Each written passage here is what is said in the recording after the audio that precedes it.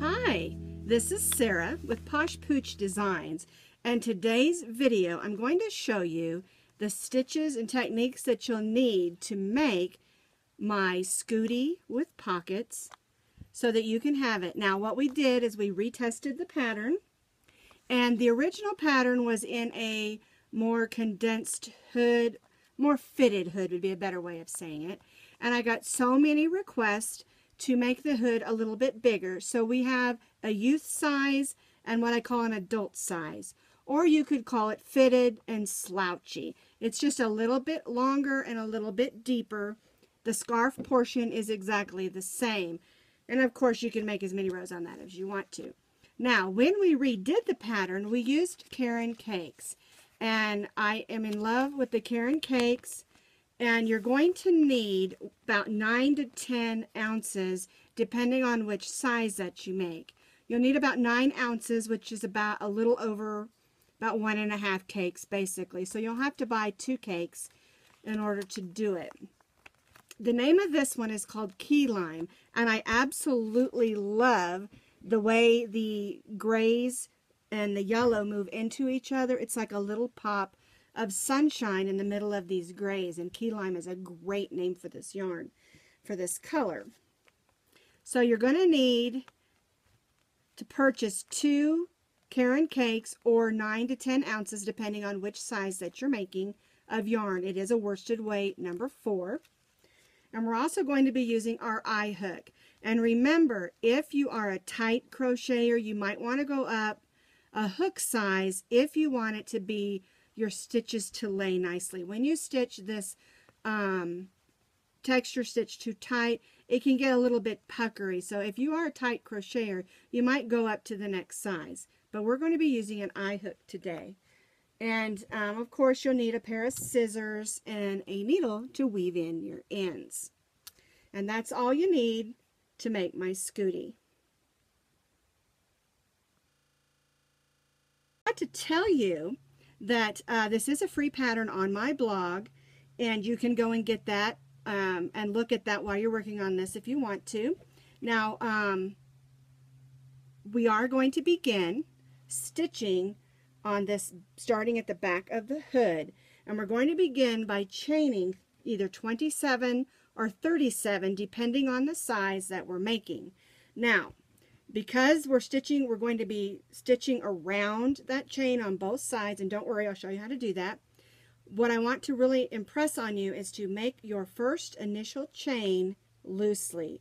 If you are a tight crocheter and if you want to go up a hook size from the I to a J so that your initial chain is loose.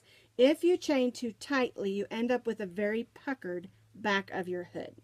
Okay? So that's where we're going to begin. I've already chained 26,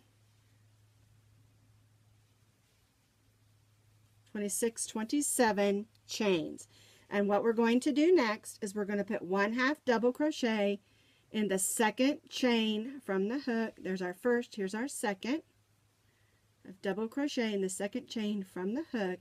And then we're going to put 1/2 double crochet in the next 24 stitches.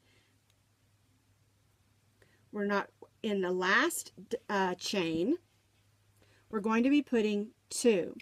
So first of all, we've got 1, 2, 3, 4, and this will make 5, and I'm going to make a total of 24 half double crochets across.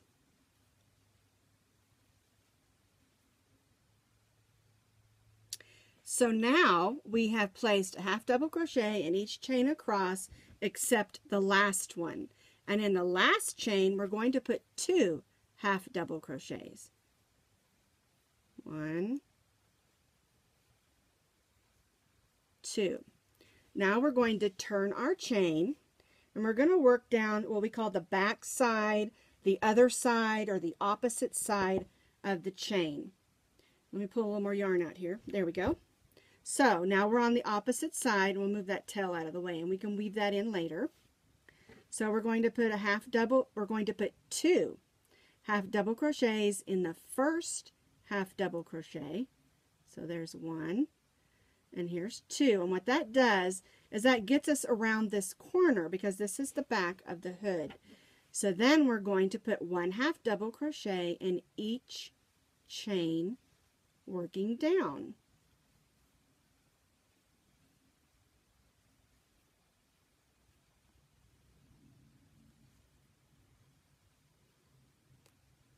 And see how it's rounded there? We did all our half double crochets, 2 on the end of this one, then we turned and we put 2 in the first chain on this side, and then we're going to put 1 half double crochet in each chain back down the opposite side of our chain. So we half double crocheted all the way down. In the last stitch we put 2 half double crochets, then we put 2 half double crochets on the other side, and then we half double crocheted all the way back down. This is the foundation on the back of our hood. So now we're going to begin our texture stitch. So we're going to chain 1. Mine wanted to slip out. And we're going to turn. And the way we do the foundation, not the foundation stitch, the way we do our texture stitch is we stitch double crochet, single crochet, double crochet, single crochet. So let's go ahead and we're going to put a double crochet. We chained 1 and we're turning, and it doesn't count as a stitch because I want your double crochet to be in your first stitch. So we're going to double crochet, yarn over, go through the stitch, and then we go through 2 loops and 2 loops. So we did a double crochet. Now in the next stitch we're going to do a single crochet. Then the next stitch we do a double crochet, and we're going to repeat single crochet, double crochet, single crochet, double crochet, and we will repeat this all the way down around this corner and all the way back down here. Single crochet, double crochet, alternating all the way around till we get all the way back here. Single crochet, double crochet.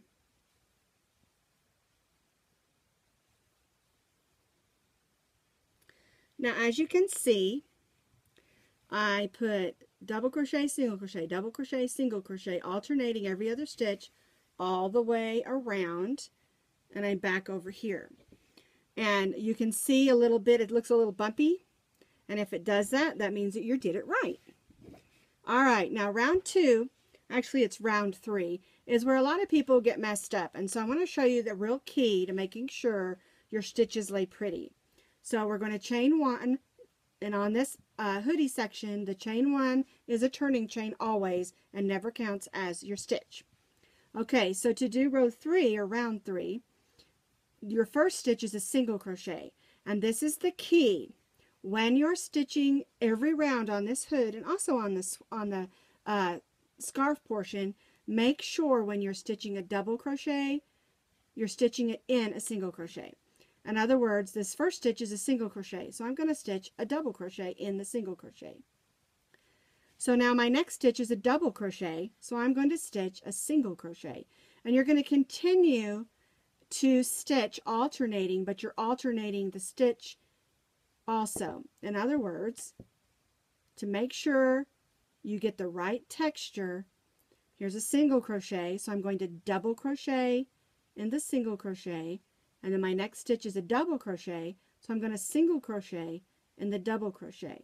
And you're doing the same thing that you did, alternating single, double, single, double, single, double, but make sure when you do a single it's in a double, and when you do a double it's in a single.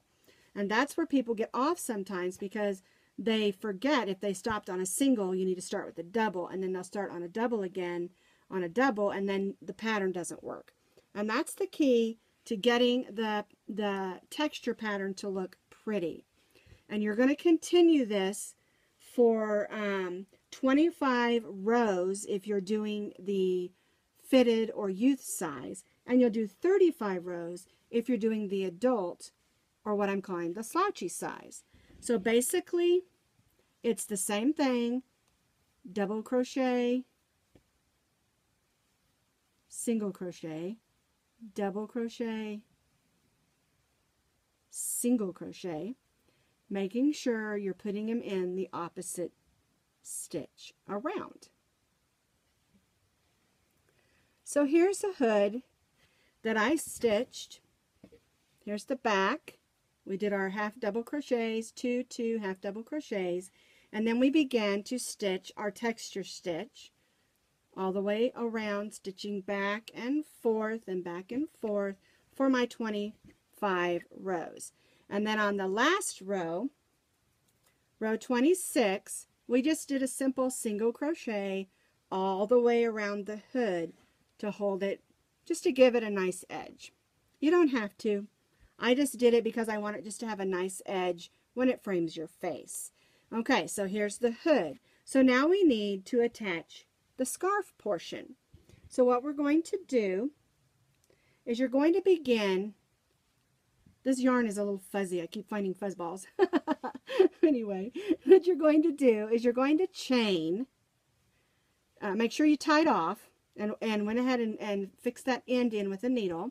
And then we're going to need to chain, and we're going to begin by chaining 60 chains for the youth size or 80 chains for the adult size. I'm not going to go ahead and chain that many. I just chained about 25 here so that I can show you how to attach it and how to stitch it, and then I'm going to show you how to do the pockets.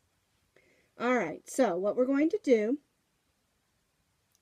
is you're going to chain 60 or 80, and then you have to attach that to the hood.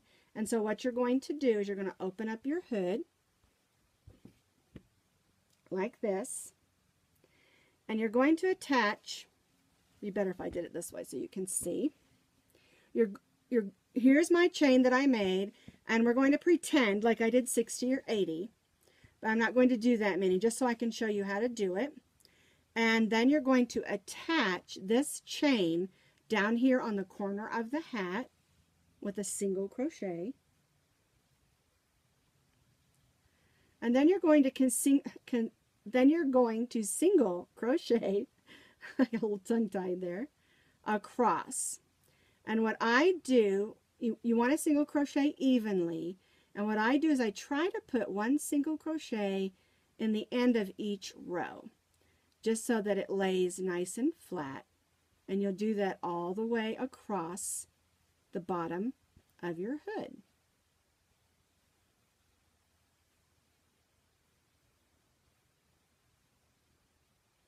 So now we have attached our scarf. We chained either 60 or 80. We attached it to the hood on the right side at the bottom, and then we put one single crochet in the end of each row all the way across the bottom of the hood. And now we're at the other corner, and we need to chain the same amount of chains as we did on the first one. You just chain 60 or 80 depending on how long you want your hood. And I'm just going to chain a few just so you can see, because I'm not going to make the whole big hood or the whole big Scoodie scarf part. Alright, now I'm going to turn this so you can see we have two ends.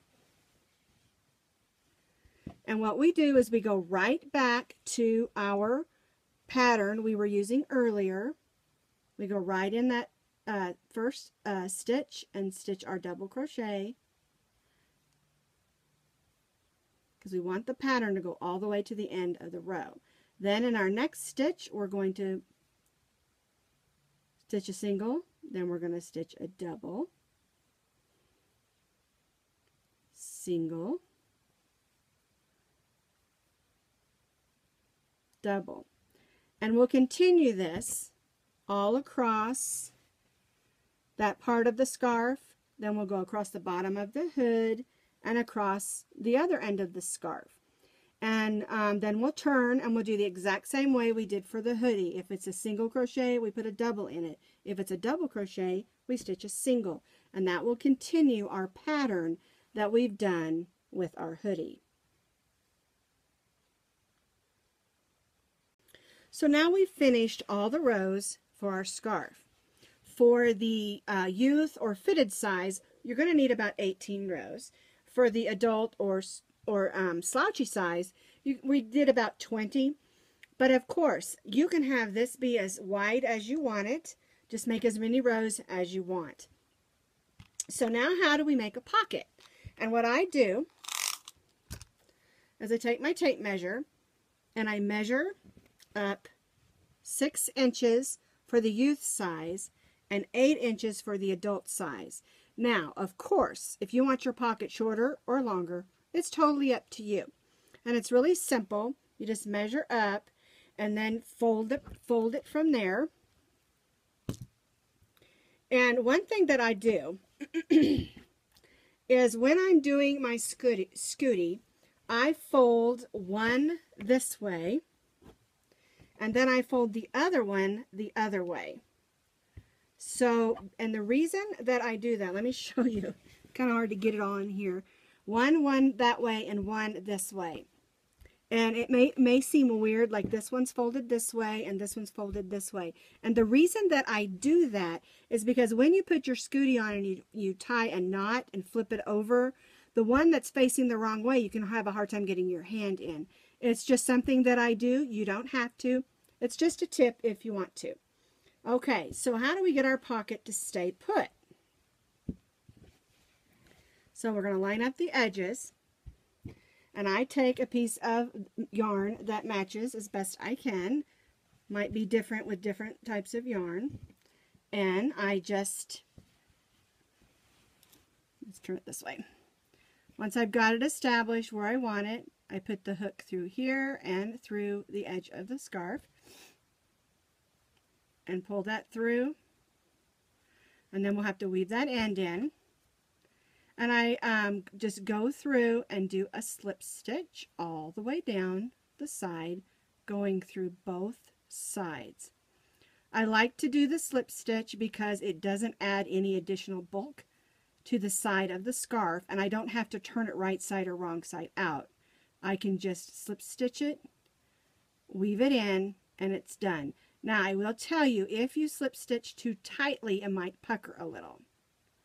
So don't stitch too tightly.